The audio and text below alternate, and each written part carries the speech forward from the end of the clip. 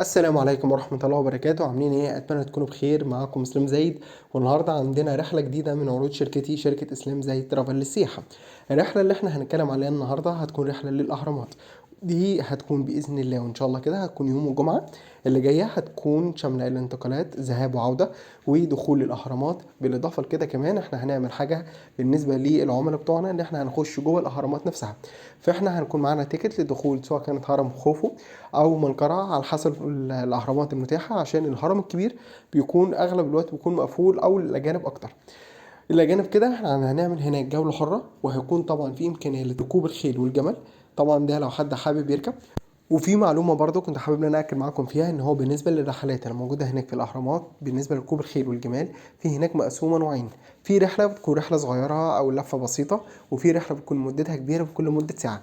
وسواء كانت الرحله دي او الرحله دي احنا بننظمها لكم في الرحله.